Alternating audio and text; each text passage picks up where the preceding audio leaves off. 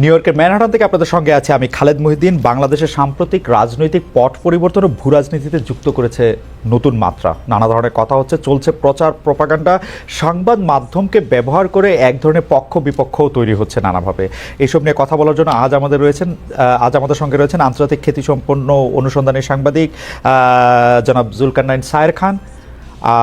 জনাব জুলকারনাইন সায়ের খান, আপনাকে আমাদের অনুষ্ঠানে স্বাগত জানাই। আপনি আমাদের সাথে যুক্ত হয়েছেন, সেজন্য আপনি আমাদের ধন্যবাদ এবং শুভেচ্ছা জানাবেন। জুলকারনাইন সায়ের খান এই মুহূর্তে আমাদের থেকে যুক্তরাজ্য থেকে আমাদের সাথে যুক্ত হচ্ছেন এবং আমাদের সাথে আরও যুক্ত হচ্ছেন ভারতীয় লেখক এবং সাংবাদিক জনাব অর্ক ভাদুরী এই মুহূর্তে আমাদের সাথে যুক্ত হচ্ছেন ভারতের পশ্চিমবঙ্গ থেকে, কলকাতা থেকে। অর্ক ভাদুরী, আপনি আমাদের সাথে যুক্ত হয়েছেন, আমাদের সময় দিয়েছেন, আপনিও আমাদের শুভেচ্ছা এবং কৃতজ্ঞতা জানবেন। আমি অবশ্য জনাব খানের কাছেই প্রথমে যেতে চাই যে জনাব খান, একটা বিষয় আপনি আমাদের একটু যদি ক্ল্যারিফাই করেন যে বাংলাদেশে যেইভাবে ভারতীয় মিডিয়াতে দেখানো হচ্ছে যে বাংলাদেশের সংখ্যালঘুদের অনেক নির্যাতন হচ্ছে, অনেক ঝামেলা হচ্ছে, তারা আসলে জীবনধারণই করতে পারতেছে না, বাঁচতে পারতেছে না, ব্যাপারটা যদি মিথ্যা হয় তাহলে এইটা বাংলাদেশ সরকারের বা আমাদের এইটাতে কি আসলে খুব বেশি মনোযোগ দেওয়ার দরকার আছে কিনা? কারণ আমি দেখতে পাচ্ছি যে ভারতীয় মিডিয়া বলাও আসলে, মানে আমি এভাবেও জেনারেলাইজ করতে চাই না, যে ভারতের কয়েকটা মিডিয়া যখন এইসব প্রপাগান্ডাগুলি ছড়াতে থাকলো, আমরা বেশি দেখলাম বলে ওদের ভিউ বেশি হলো, ওরা আরও মজা পেলো, আরও বেশি করে দেখাতে থাকলো। কিন্তু আমার তো মনে হয় না যে আন্তর্জাতিকভাবে ওদের এইসব বক্তব্যের অনেক বেশি গুরুত্ব আছে। কারণ আমার কাছে প্রশ্নটা হচ্ছে এরকম, বাংলাদেশে আল জাজিরা কাজ করছে, বিবিসি কাজ করছে, সিএনএন কাজ করছে, এবং বাংলাদেশের সরকার যে কোনো বিদেশি মিডিয়াকে স্বাগত জানাচ্ছে যে আপনারা আসেন বা নিউজ করতে, রিপোর্ট করতে কোনো বাধা দিচ্ছে না। তো সেই ক্ষেত্রে কয়েকটা ভারতীয় মিডিয়া কি বললো না বললো সেইটা আমাদের অনেক বেশি গুরুত্ব দেওয়ার বা ভয় পাওয়ার আছে কিনা, জনাব জুলকারনাইন সাহেব? জি, থ্যাংক ইউ খালেদ ভাই। এটা আপনার সাথে আমার প্রথম কোনো ইন্টারাকশন। এর আগে আপনার সাথে আমার কখনো ইন্টারাকশন হয় নাই, so it's a pleasure to be on your show. Thank you. আর আপনি আসলে যেটা বললেন, এটা হয়তো গুরুত্ব দেওয়ার মতো কিছু ছিল না, হয়তো এটা তেমন গুরুত্ব কখনোই পেত না, বাট জিনিসটা আসলে ঠিক যেভাবে এসকেলেট করেছে, আপনি যদি দেখেন যে অত্যন্ত সিস্টেমেটিক্যালি ইন্ডিয়ার নির্দিষ্ট কিছু মিডিয়া এবং ইন্ডিয়ার আপনার ভারত সরকারের যে রাজনৈতিক দল বিজেপির বিভিন্ন মুখপাত্র, বিভিন্ন নেতা, তারা বিষয়টাকে যেভাবে উত্থাপন করেছেন, এতে মনে হয়েছে যে 5ই আগস্টের পরে বাংলাদেশে হিন্দু সম্প্রদায় এবং অন্যান্য সংখ্যালঘু সম্প্রদায়ের লোকজনের একরকম একটা বিপদের মধ্যে আছেন, একটা খুবই প্রকট সমস্যার মধ্যে আছেন। কিন্তু আসলে বিষয়টা এরকম ছিল না। হ্যাঁ, তারা প্রথম ডিসইনফরমেশন ছড়াচ্ছিল, বাট এটা যখন এসকালেট করে গেছে, এটা মার্কিন যুক্তরাষ্ট্রের যিনি প্রেসিডেন্ট ইলেক্ট তার কাছে পর্যন্ত গিয়ে পৌঁছিয়েছে। এটা যুক্তরাজ্যের পার্লামেন্টে গিয়ে এটা পর্যন্ত আপনার এখন পৌঁছিয়েছে। যদি এটা গুজব হতো, যদি এটা ডিসইনফরমেশন হতো এবং এটাকে যদি গুরুত্বের সাথে কেউ না দেখতো অথবা গুরুত্ব সহকারে উত্থাপন করে না হতো রাষ্ট্রীয়ভাবে, রাষ্ট্রীয় মদদে, তাহলে তো কখনোই এতটুকু পর্যন্ত এটা আসার কথা না।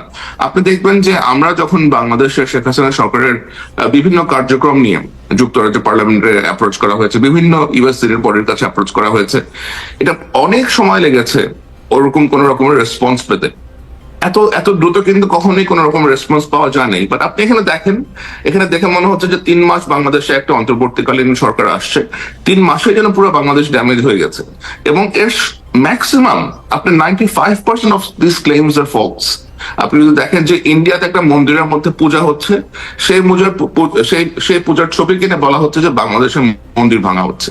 আবার গতকাল দেখলাম যে লাইক আই ওয়াজ সারপ্রাইজড যে একটা ইন্ডিয়ান ফ্ল্যাগের মধ্যে লোকজন হাঁটতেছে, রিমোট স্ক্যানার বলতেছে ইট ওয়াজ এআই জেনারেটেড। এরকম অসংখ্য ইনসিডেন্টস আছে যেখানে সম্পূর্ণ উদ্দেশ্যমূলক ভাবে ভারতীয় কিছু নির্দিষ্ট মিডিয়া এবং তাদের পলিটিশিয়ানরা বাংলাদেশকে টার্গেট করে বাংলাদেশের যে বর্তমান অন্তর্বর্তীকালীন সরকার আছেন এদের অবস্থানকে হেয় করার জন্য এবং বাংলাদেশকে খুব বাজেভাবে বিশ্বের কাছে পোর্ট্রে করার জন্য উদ্দেশ্যমূলক ভাবে এই কাজগুলো করেছেন। সুতরাং এটাকে ওইভাবে দেখার কোনো সুযোগ নাই যে এটা একটা সেপারেটিং লাইক বিচ্ছিন্ন কোনো ঘটনা অথবা এটা উদ্দেশ্যমূলক কোনো ঘটনা না। এটা অবশ্যই উদ্দেশ্যপ্রণোদিত একটা ঘটনা, যা রাষ্ট্রের বিভিন্ন দেশের সরকারের সর্বোচ্চ পর্যায়ে পর্যন্ত কমিউনিকেট করা হয়েছে, and we really need to deal with this seriously. আমি যেটা মানে অবশ্যই ব্যাপারটা হচ্ছে যে বিচ্ছিন্ন ঘটনা হিসেবে আমি দেখতেছি না। আমি যেটা দেখতেছিলাম যে ভারতীয় মিডিয়া কিন্তু এবারই প্রথম বা এই 3 মাসে এরকম মিস ইনফরমেশন ডিসইনফরমেশন করতেছে না। আপনার মনে আছে যে আনন্দবাজার গত 2 বছর 3 বছর 5 বছরের মধ্যে অন্তত 3বার তারা প্রকাশ্যে ক্ষমা চেয়েছে তাদের খারাপ রিপোর্টের জন্য, ভুল রিপোর্টের জন্য, উদ্দেশ্যমূলক রিপোর্টের জন্য এবং বাংলাদেশ প্রসঙ্গেই, এবং তারা এগুলি কিন্তু সবসময় করে। এবং আপনি বিজেপির কথা বললেন, বিজেপির রাজনীতিটাই কিন্তু আসলে আলোচনায় থাকা, বিশেষ করে পশ্চিমবঙ্গে জনাব শুভেন্দু অধিকারী যেগুলি বলতেছেন সেগুলিকে আমরা আসলে ভারতীয়রাই কখনো গুরুত্ব দেয় কি না সেই ব্যাপারে আমার মারাত্মক সন্দেহ আছে। এবং বিজেপির জনাব অধিকারীর জায়গা থেকে আসলে আমরা নিশ্চয়ই ভাদুরীকেও জানতে চাইব, কিন্তু আপনার কাছ থেকে আমি যেটি স্পেসিফিকলি জানতে চাইছিলাম যে আমাদের এইখানে এই দায়টা আছে কি না যে তাদেরকে দেখে, তাদেরকে ভিউ বাড়িয়ে, তাদেরকে আলোচনায় রেখে, তাদেরকে আলোচনা করে সেটাকে একটা গুরুত্বপূর্ণ করা। এবং আপনি প্রেসিডেন্ট ইলেক্টেড টুইটের কথা বলতেছিলেন, আপনি জানেন যে প্রেসিডেন্ট ইলেক্টের ক্ষেত্রে তার অফিস খুঁজেই বাইর করে মাইনরিটি, মুসলমান দেশ, ওদের কিওয়ার্ডগুলি আপনি আমার চেয়ে আরও বেশি করে জানেন, ওরা এগুলি করবেই। কিন্তু যদি কোনো ঘটনা না ঘটে তাইলে এইটা আসলে গুরুত্ব দেওয়ার ব্যাপার কিনা। আর আপনি ফ্ল্যাগের এআই জেনারেশনের কথা বলতেছিলেন, কিন্তু বাংলাদেশে তো আসলে ভারতীয় ফ্ল্যাগ পারানো হয়েছে, যে উদ্দেশ্যেই করা হোক সেটা তো করা হয়েছে, সেটা তো আমরা জানি, মানে রিউমার স্ক্যানারের জন্য অপেক্ষা করার দরকার নাই। তো সেই জায়গা থেকে যদি আপনি একটু বলতেন যে এটা আপনি বাংলাদেশে সংখ্যালঘুরা কোথায় আক্রান্ত হয়েছে। বাংলাদেশে যখন 5ই আগস্ট হাসিনা সরকারের পতন ঘটে, তারপরে আমি যতটা জানি সেটা হচ্ছে যে হিন্দু আওয়ামী লীগ সমর্থক নেতা নেত্রী এদের অনেকের ঘর বাড়িতে আক্রমণ ঘটেছে। এরা কিন্তু কোনো হিন্দু সম্প্রদায়ের যে সকল জনগোষ্ঠীর এগেনস্টে কি আক্রমণ ঘটেছে বিষয়টা এরকম না। কিছু নির্দিষ্ট হিন্দু সমর্থক, যেমন মুসলমান সমর্থকদের বাসাতে আক্রমণ হয়েছে, হিন্দু সমর্থকদের বাসাতেও একইভাবে আক্রমণ হয়েছে। কিন্তু এই জিনিসগুলোকে আসলে ভারত সরকার যেভাবে মদত দিয়েছে, আমি অবশ্যই এটা বলবো যে ভারত সরকারের সরাসরি ইন্ধন ছাড়া, মদত ছাড়া তো এই ধরনের কার্যক্রম আসলে ঘটতে পারে না। ওকে। আর আপনি যে শুভেন্দু অধিকারীর কথা বললেন, এই ভদ্রলোক উনি তো ওর দেশের জনগণকে টার্গেট করেই তো এগুলো বলতেছে। আমার তো মনে হয় না যে তার কোন রকমের তার কিছু আসা যায় বাংলাদেশের হিন্দুরা কেমন আছে এতে।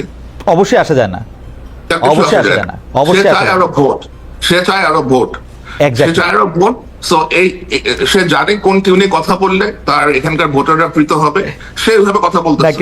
কিন্তু জনাব খান, আপনি কি খেয়াল করেছেন এবার যে সর্বশেষ যে লোকসভা নির্বাচন হলো, সেই লোকসভা নির্বাচনে কিন্তু পশ্চিমবঙ্গের এই জনাব অধিকারীকে আমি আগে থেকে চিনি, আমি তাকে সাক্ষাৎকার নিয়েছি, তার সম্বন্ধে জানি, পড়েছি। Bhaduri, correct me if I am রং, কিন্তু উনি কিন্তু এই জাতীয় কথা সবসময় বলে আসছেন এবং পশ্চিমবঙ্গের লোকজন কিন্তু তাকে মানে তাকে প্রত্যাখ্যান করেছেন একরকম। মানে আমি বলছি যে তাকে আসলে খুব যে গুরুত্ব দিয়েছেন ব্যাপারটা এরকম না, মানে আমি দেখি নাই আর কি। কিন্তু এই ধরনের কথা কিন্তু তিনি বলে আসছেন, লোকজন গুরুত্ব দেয় নাই, কিন্তু তাকে ওই ময়ূকের মতো লোকজন গুরুত্ব দিচ্ছে, অথবা রিপাবলিক টিভি, অন্যান্য এনডিটিভি এরাকে তাকে গুরুত্ব দিচ্ছে। যেমন আনা হচ্ছে, যেমন আমাকে কথা প্রশ্ন নেওয়া হয়েছিল কোথাও, আমাকে কথাই বলতে দেওয়া হইল না, আমি দেখেছি চিৎকার করে শেষ হয়ে গেল। আরে ভাই, আপনি যদি আমাকে চিৎকারই করেন তাহলে আমাকে ডাকলেন কেন? আমাকেও এবং মুক্তাদির রশিদকেও। তো এটা তো আসলে ঠিক না, তাই না? যে একটা চাপ জোর করে আপনি একটা ন্যারেটিভ চাপায় দেওয়ার চেষ্টা করতেছেন, because you want that narrative to be established. আমার মনে হয় যে জনাব খান ঠিকই বলেছেন। জনাব খানের থেকে আমি আসলে জনাব ভাদুরীর কাছে একটু, 5ই আগস্টের পরে যখন 7 সিস্টার্স নিয়ে বাংলাদেশে নানা রকম কথাবার্তা হয়েছিল, সেটা যেরকম দুর্ভাগ্যজনক, একই রকম ভাবে চট্টগ্রাম, কুমিল্লা এগুলো দখল করে নেওয়ার কথা যে আমাদের দেশের মিডিয়া বলছে, সেটা একই রকম দুর্ভাগ্যজনক। ভারত সরকারের সঙ্গে এই মিডিয়াকে এক করা যায় কিনা এটা নিয়ে আমি সরাসরি কিছু মন্তব্য করা থেকে বিরত থাকবো, কিন্তু এটা আমি নিঃসংশয় বলতে পারি, আমি বিশ্বাস করি যে ইন্ডিয়ান গভর্নমেন্ট, আমাদের কেন্দ্রীয় সরকার নিশ্চয়ই বুঝবেন যে বাংলাদেশ মানে শুধু শেখ হাসিনা বা আওয়ামী লীগ নয়, এবং আওয়ামী লীগের লেন্সে বাংলাদেশকে দেখা আমাদের দেশের জন্য এটা যে খুব সুবিধাজনক হবে না, এটা একদম নিঃসংশয় বলা যায়। কারণ বাংলাদেশের মানুষ তারা একটা গণ অভ্যুত্থান ঘটিয়েছেন এবং সেই গণ অভ্যুত্থানের মধ্যে দিয়ে একটা রেজিম চেঞ্জ হয়েছে, একটা অন্তর্বর্তীকালীন সরকার প্রতিষ্ঠা হয়েছে। এই এই ঘটনা আমাদের দেশের সরকারের, আমাদের রাষ্ট্রের সেটা পছন্দ হতে পারে, অপছন্দও হতে পারে, কিন্তু এটা রিয়েলিটি। আপনাদের সেই খুব বিখ্যাত একটি শব্দবন্ধ আছে না, যে রিয়েলিটি মেনে নিতে হবে। তো এই রিয়েলিটি আমাদেরকে আসলে মেনে নিতে হবে যে শেখ হাসিনার শাসন বাংলাদেশে তার অবসান ঘটে গিয়েছে।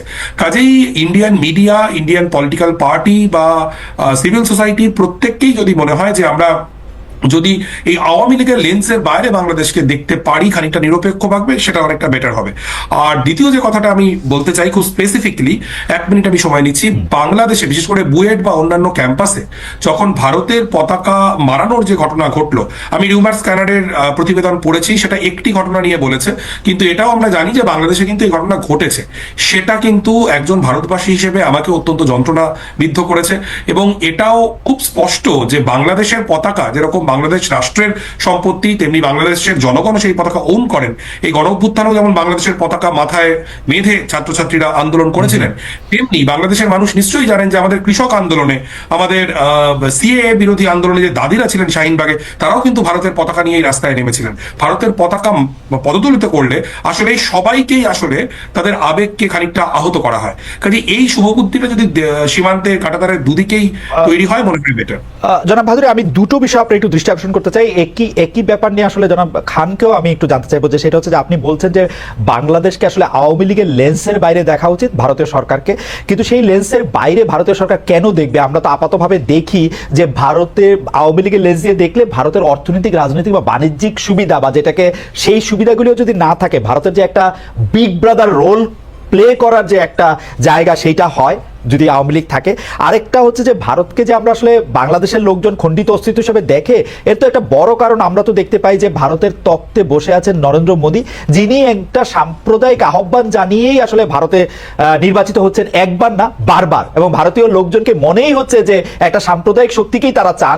যদি তারা একটা সাম্প্রদায়িক শক্তিকে চান, তাহলে তো তারা একটা অসাম্প্রদায়িকতার কথা আসলে বলতে পারেন না। আর পতাকা পোড়ানোর ব্যাপারটা বা পতাকা পাড়ানোর ব্যাপারটা, সেটা নিয়ে আসলে জনাব শাহের খান নিশ্চয়ই বলবেন। পাশাপাশি আমরা এটিও একটু জানবো যে ভারতের মতো ওইরকম একটা দেশে আগরতলায় গিয়ে বাংলাদেশি হাই কমিশনকে যখন আক্রমণ করা হলো, উপ হাই কমিশনকে, তখনও বা ভারতীয় সরকার আসলে কি করলো? জনাব ভাদুরী, আপনি যদি তিনটা একটু 1-2 মিনিটে বলেন, আমরা একই বিষয় নিয়ে আমরা একটু আমি একদম শেষ প্রশ্নটা দিয়ে যদি খালেদ ভাই শুরু করি, যে এটা অত্যন্ত লজ্জার এবং অত্যন্ত দুর্ভাগ্যজনক ঘটনা, এবং আন্তর্জাতিক যে সনদ সেটার জন্য এটা আমাদের দেশের জন্য ভীষণ লজ্জার ঘটনা। ভারত সরকার কি করেছে বলতে আপনি নিশ্চয়ই দেখেছেন যে ভারত সরকারের পক্ষ থেকে দুঃখ প্রকাশ করা হয়েছে এবং 6 জন গ্রেফতার হয়েছেন। আমি মনে করি এটা যথেষ্ট নয়। বাংলাদেশের দূতাবাসগুলির নিরাপত্তা ভারত সরকারকে নিশ্চিত করতেই হবে। এটা দুটো দেশের জনগণের মধ্যেকার সম্পর্ক, দুটো দেশের সরকারের মধ্যেকার সম্পর্ক স্বাভাবিক করবার এটা একটা পূর্ব শর্ত, এটা করতেই হবে। এবং দ্বিতীয় যে কথাটা আপনি বলছিলেন যে নরেন্দ্র মোদীর সাম্প্রদায়িক রাজনীতি, আমি সম্পূর্ণভাবে একমত যে তার হিন্দুত্বের রাজনীতি, তিনি সেটাকেই তিনি প্র্যাকটিস করেন এবং তিনি পরপর নির্বাচনে জিতছেন। কিন্তু আমি আপনাকে মনে করিয়ে দিতে চাই খালেদ ভাই, আপনি নিশ্চয়ই খেয়াল করেছেন যে গত লোকসভা নির্বাচনে কিন্তু এই নরেন্দ্র মোদীর যে বিজয় রথ, সেটা কিন্তু বেশ ধাক্কা খেয়েছে। এবং উত্তরপ্রদেশের মতো রাজ্য, যেখানে একদম যোগী আদিত্যনাথের খাস তালুক, সেখানে কিন্তু বিজেপি বিরাট ধাক্কা খেয়েছে। এবং আমি আপনাকে আরো মনে করে দিতে চাই যে পশ্চিমবঙ্গ যেই পশ্চিমবঙ্গ বর্তমানে তামিলনাড়ুর পরে নরেন্দ্র মোদীর বিজেপির হিন্দুত্ববাদ বিরোধী রাজনীতির বিরুদ্ধে একটা দুর্গ হিসেবে দাঁড়িয়ে রয়েছে, সেই পশ্চিমবঙ্গেও কিন্তু গত লোকসভা নির্বাচনে বিজেপি খারাপ ফল করেছে। কিন্তু বাংলাদেশে যখন ভারতের পতাকা অবমাননা হয়, তখন আসলে পশ্চিমবঙ্গে দাঁড়িয়ে যারা এই বিজেপির বিরুদ্ধে, হিন্দুত্ববাদের বিরুদ্ধে, অসাম্প্রদায়িকতার পক্ষে লড়াই করছেন, সেই মানুষদেরও ভাবাবেগ আহত হয়। কাজেই আমি আবারও যেটা বলছি যে সীমান্তের দুপারেই বোধহয় এই শুভবুদ্ধির উদয় হওয়াটা খুব গুরুত্বপূর্ণ। অবশ্যই জনাব ভাদুরী, আপনাকে ধন্যবাদ। আমি একটু জনাব খানের কাছে এই বিষয়ে একটু মন্তব্য জানতে চাইবো, তারপর আমি প্রশ্নে আসছি। জি খালেদ ভাই, আমি আসলে এটা অত্যন্ত দুঃখজনক একটা ইনসিডেন্ট যে আপনি কোনো দেশের জাতীয় পতাকায় মারানো উচিত না পা দিয়ে। এটা কোনোভাবে সমর্থন করা যায় না, আমি এটা সমর্থন করি না। কিন্তু বাংলাদেশের সাথে ভারতের যে সম্পর্ক, আমাদের আজকে যে আলোচনার বিষয়, বাংলাদেশ এবং ভারতের সম্পর্ক, বাংলাদেশের সাথে ভারতের সম্পর্ক কেমন অথবা কি হওয়া উচিত, আপনি যদি দেখেন যে বিগত ভারতের প্রতি বাংলাদেশের লোকজনের যে ক্ষোভ, পুঁজিগত ক্ষোভ, এটা কিন্তু একদিনের ক্ষোভ না, এটা স্লোলি এবং গ্রাজুয়ালি ক্রিয়েট হয়েছে। কেন ক্রিয়েট হয়েছে? কারণ বাংলাদেশের মানুষজন দেখে যে ভারত একটা বৃহৎ প্রতিবেশী রাষ্ট্র, এবং এই প্রতিবেশী রাষ্ট্রটা যেভাবে বাংলাদেশকে আওয়ামী লীগের লেন্সে দেখেছে, তা অত্যন্ত ন্যাক্কারজনক। বাংলাদেশে একটার পর একটা সাজানো অথবা বিতর্কিত ইলেকশন হয়েছে, এবং ভারত প্রত্যেকটাতেই আওয়ামী লীগ সরকারকে সমর্থন দিয়ে গিয়েছে কোনো প্রশ্ন ছাড়াই। তারা জানে যে বাংলাদেশে কি হচ্ছে, বাংলাদেশে গণতন্ত্র নাই, বাংলাদেশে অন্য রাজনৈতিক দলগুলোকে স্পেস দেওয়া হচ্ছে না, বাংলাদেশে সংবাদ মাধ্যমে প্রেস করা হচ্ছে, বাংলাদেশে আপনার প্রেস ফ্রিডম নাই, বাক স্বাধীনতা নাই, ডিজিটাল সিকিউরিটি